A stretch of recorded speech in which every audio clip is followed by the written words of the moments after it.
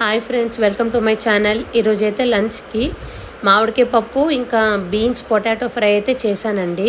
మేమైతే రీసెంట్గా అయితే బ్రౌన్ రైస్ ఇంకా వైట్ రైస్ రెండు మిక్స్ చేస్తూ తినడం అయితే స్టార్ట్ చేసామండి.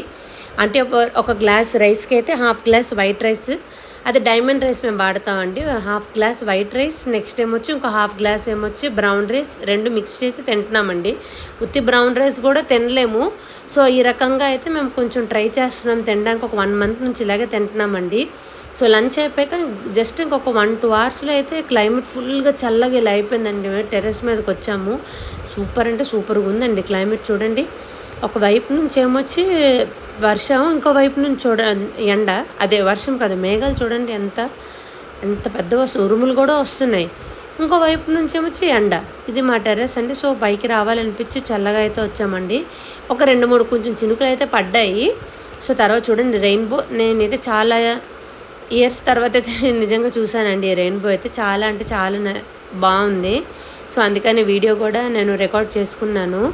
ఎంతమందికి ఇలాంటి క్లైమేట్ ఇష్టం చెప్పండి. ఇలాంటి క్లైమేట్లో ఏదైనా వేడి తింటే భలే ఉంటాయి కదండి. మీరేమంటారు?